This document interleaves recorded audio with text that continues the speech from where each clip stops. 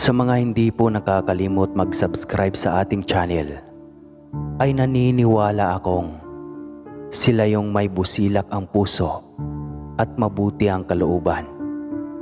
Salamat po sa inyo. Naway pagpalain pa kayo. Simulan na natin.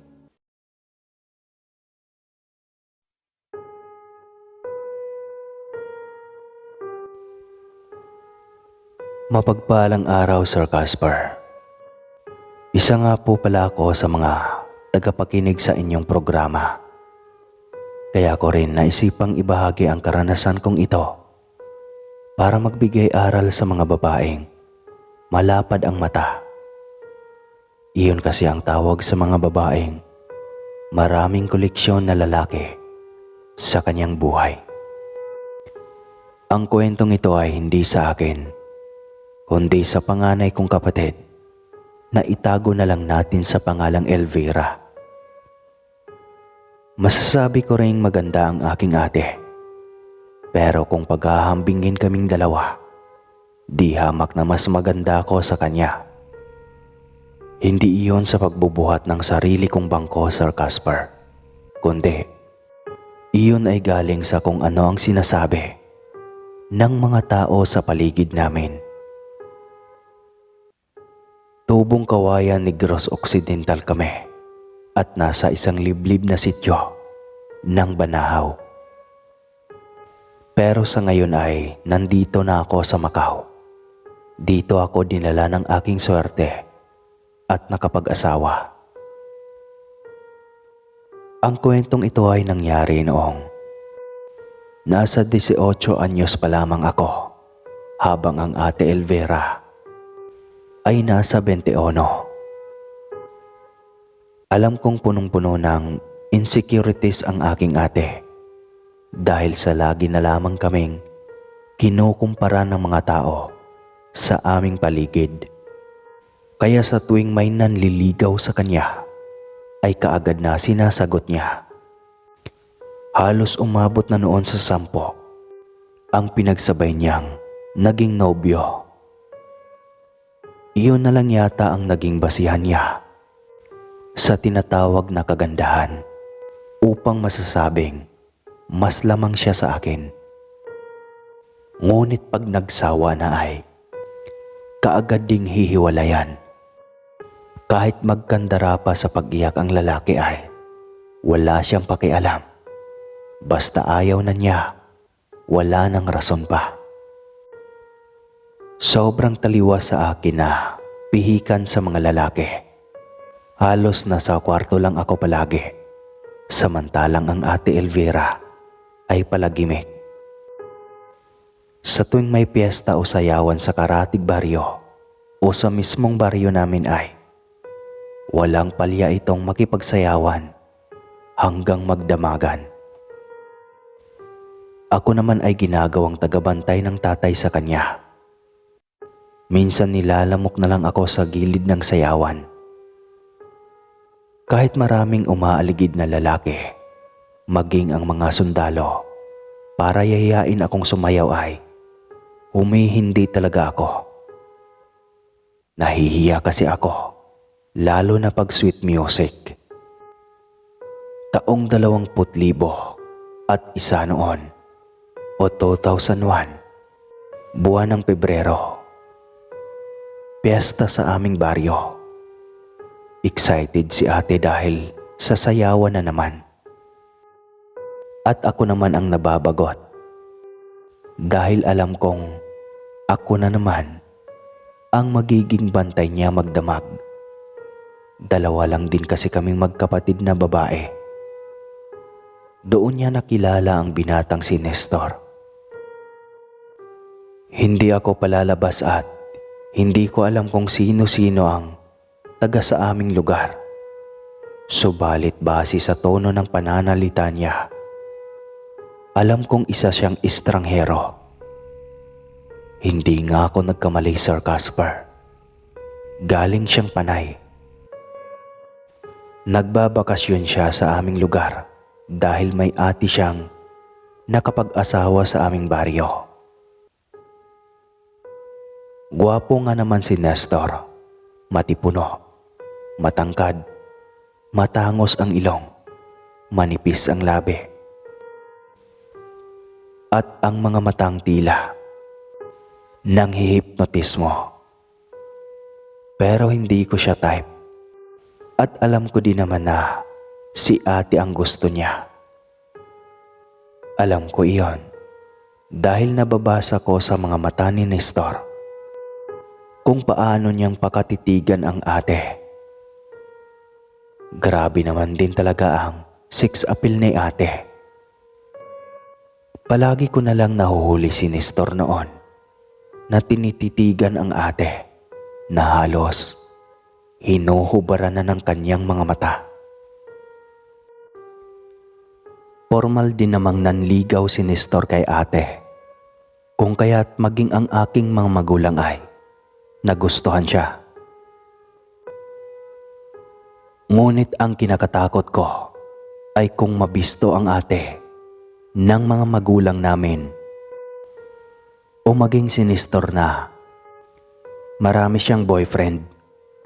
Hindi ko rin alam kung ano ang sinasabi niya sa mga ito, pero tila ba naorganisa na ang oras at araw ng bawat isa dito.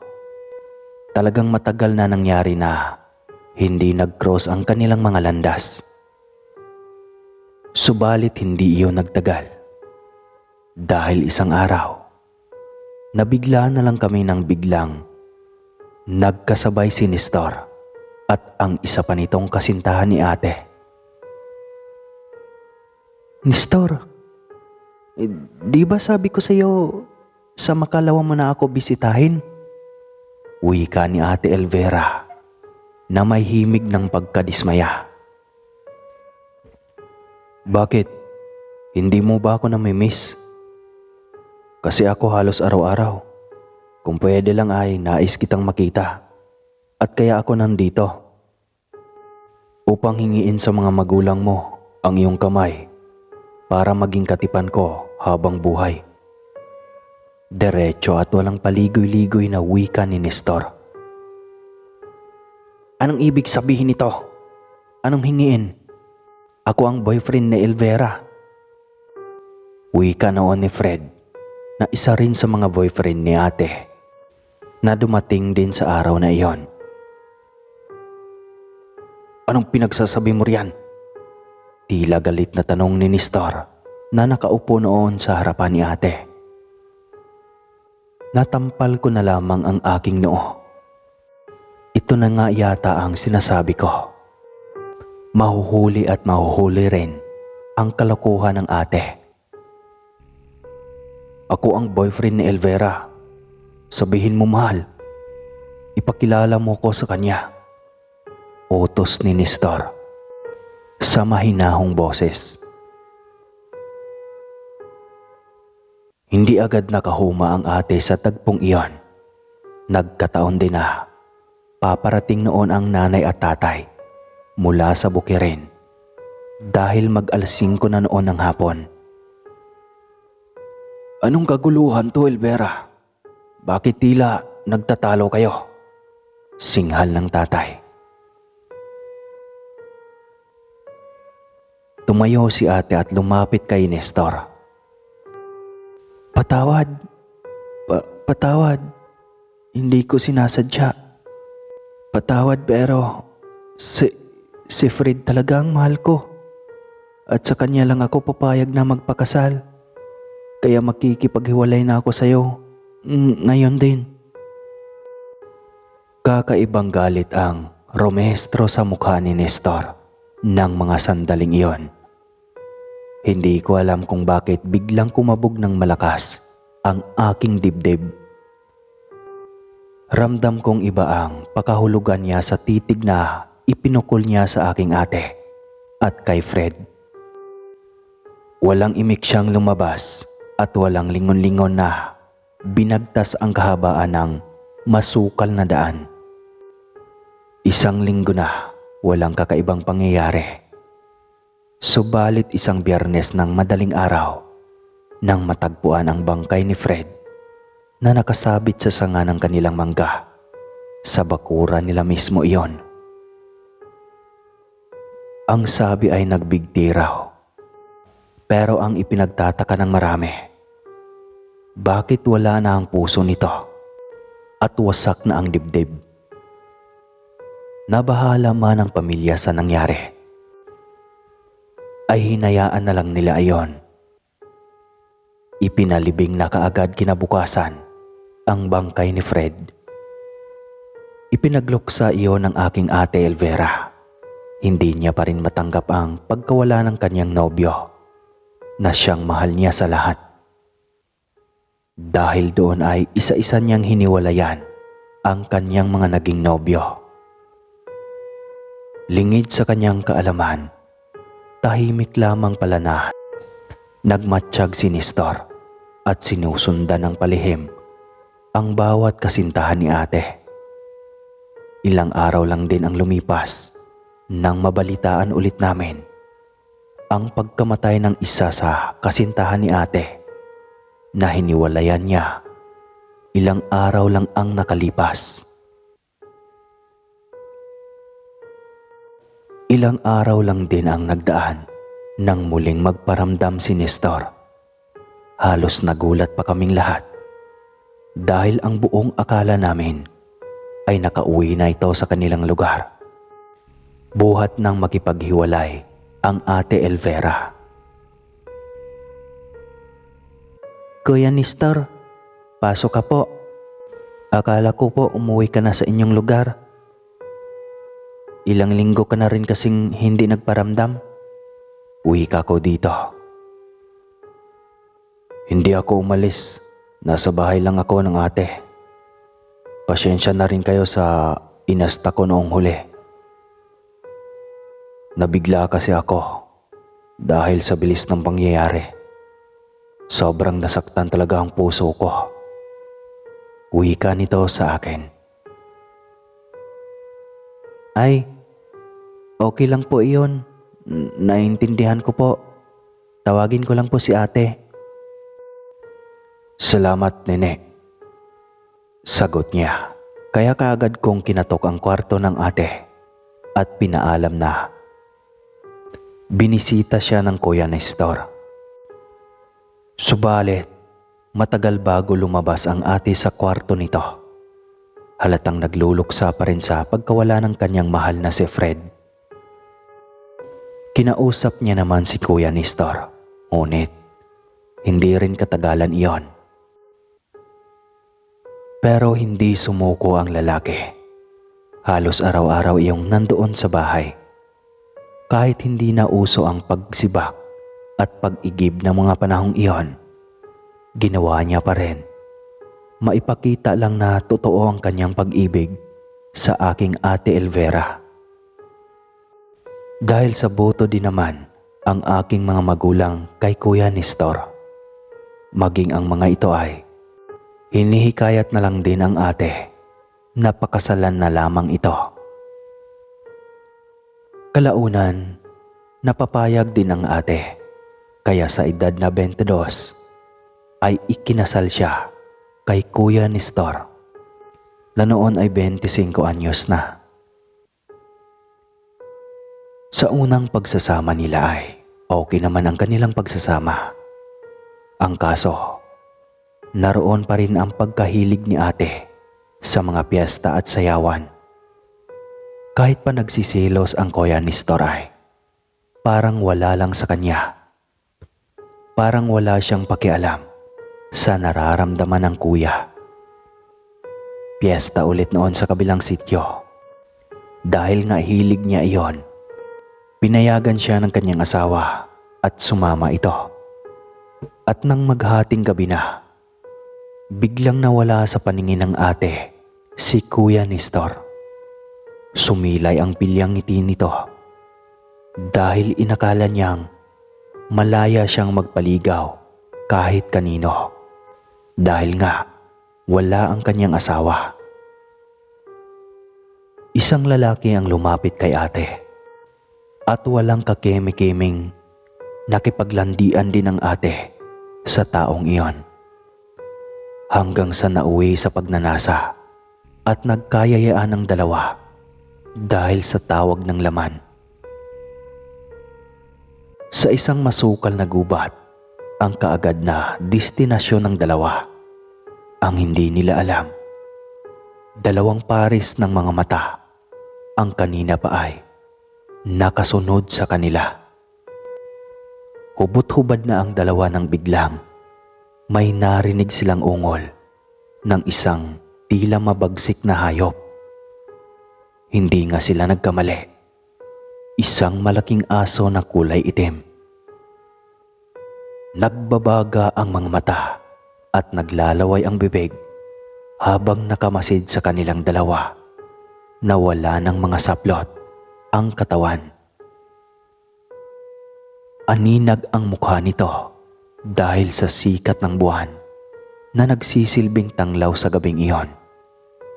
Ilang sandali pa ay walang patubiling nilundagan nito ang walang saplot na sundalo at unang dinakma ang nakatayo pa nitong kargada. Bumubulwak ang masaganang dugo mula roon habang ang sundalo ay namamaos na sa paghuhumiyaw sa tindi ng takot at sakit ng harapan. Habang ang ate ay tila natulala at hindi makagalaw sa nasaksihan. Kita ng dalawa niyang mata kung paano unti-unting nilamas ng halimaw ang katawan ng sundalo. Sinunggaban nito ang liig at sinipsip ang dugo. Nang makontento na ay sinunod na dinukot ng matutulis na kuko ang puso at walang kahirap-hirap na nginuya iyon. Dinukot nito ang bituka at ginutay-gutay sa kung saan. Tila ba galit na galit ito sa sundalong biktima. Animoy may malaking atraso sa halimaw. Matapos pagsawaan ang katawan ng biktima, ay biglang humarap sa ate ang malaking aso. Kaya napaatras siya at nawala ng balanse dahilan para matumba siya. Inakala niyang susugurin na siya ng halimaw. Kaya naliligo na siya ng pawis sa sobrang sindak. Ngunit tila himalang naging maamo ang halimaw sa kanyang harapan. Kaya natigilan ang aking ate at pinagmasdan kung ano ang gagawin ng halimaw na iyon. Tinapunan siya nito ng isang matalim na tingin tsaka mabilis na tumakbo papalayo. Nang nakahuma na ang ate ay mabilis niyang ibinalik ang saplot sa katawan at nagbadaling lakad takbo na tinungo ang nagkumpulang tao sa sayawan. Pinilit niyang maging normal sa kabila ng bangungot na nangyari sa kanyang buhay. Tsaka pa niya naalala ang kanyang asawa. Nagpalingalinga siya upang hanapin kung saan ito nakaupo. Hindi naman siya nahirapang hanapin ito dahil doon mismo sa tapat ng ilaw nakapwesto at nakaupo. Nang makita siya nito ay nagtama agad ang kanilang mga mata. Batid niyang kanina pa ito nagmamasid sa kanya. Bigla siyang kinabahan. Kanina pa kaya siya hinahanap ng kanyang asawa? Tanong ni ate sa kanyang sarili. Ngunit biglang nawala ang kanyang takot nang masilayan ang mga ngiti nito. Hindi kakikitaan ng pagkabagot, galit o inis man lang ang maaliwalas na mukha ng kanyang asawa.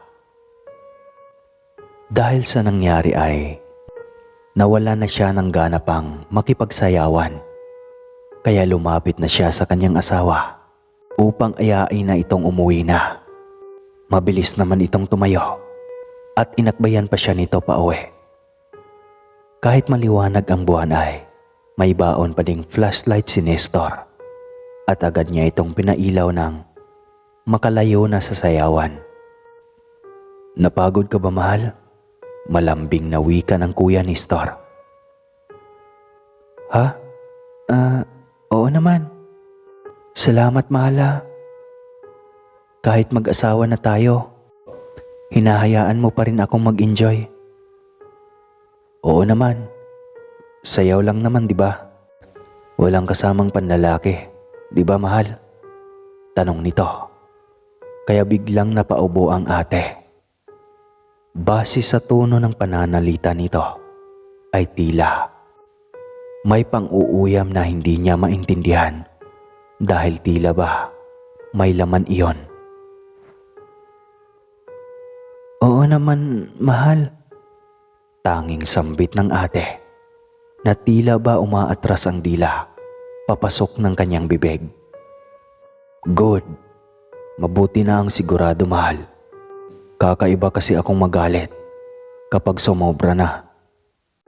Kapag timpi ako pagdating sa'yo, pero sa kalaguyo, kung sakali, mahal, hindi ko sasantuhin ang mga iyon. Wika nito na tila ba galit na galit, kaya biglang nangilabot ang ate. Ramdam niya ang tila makatotohanan sa sinabi nito. Naalala niya ang nangyari kanina lang, kaya hindi siya nakasagot kaagad sa sinabi ng asawa. Mahal, natakot ba kita? Huwag kang mag-alala, may tiwala ako sa'yo. Hindi mo naman magagawang maghanap ng kalaguyo, di ba? Tanong ulit nito. Kaya bigla uling napaubo ang ate. Oo, oo naman, mahal ko. Nauutal niyang sagot, kaya pinipilit niyang maging normal ang boses. Ngunit tila gumagaralgal pa ito at halata sa boses ang takot. Huwag kang matakot, mahal, hanggat maaari. Ayaw kitang saktan dahil sobrang mahal kita. Wika nito sa kanya. At nang tiningala niya ito, ay nahuli niya ang pagpatak ng luha nito. Kinaumagahan ay maagang gumising si Nestor. Pinaghandaan niya ang kanyang asawa. Hindi siya pumunta ng bukid. Nais niyang maging kasama ang asawa sa buong araw. Anibersaryo din kasi ng kanilang kasal. 1 taon na silang mag-asawa kaya nais niyang makapagbanding silang dalawa sa araw na iyon. Ganoon kamahal ng kuya Nestor si Ate Elvera. Lumipas pa ang ilang buwan. Piyestahan ulit sa Karatig Baryo na naman. Tuwang-tuwa ulit ang ate. Sayawan at inuman na naman. Maaga nga silang nakarating sa piyestahan. Parang nakawala sa hawla ulit si ate. Dahil ilang buwan na rin siya na hindi nakapagpamiesta.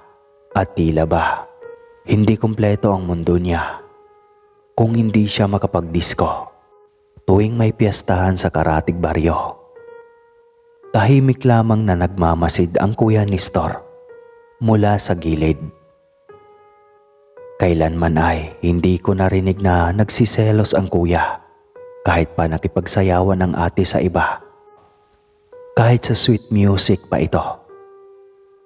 Hanggang sa naulit na naman ang pakikipaglandian ni ate sa ibang lalaki.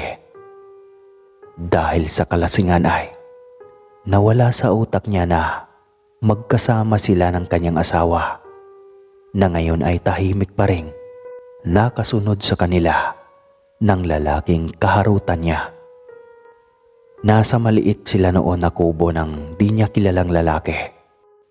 Nang biglang bumukas ang pintuan, isang halimaw ulit ang bumungad sa kanyang harapan. Isang halimaw na pamilyar sa kanyang paningin, kaya muli na naman siyang nakaramdam ng takot at pagtataka. Bakit lagi siyang sinusundan ng halimaw na ito?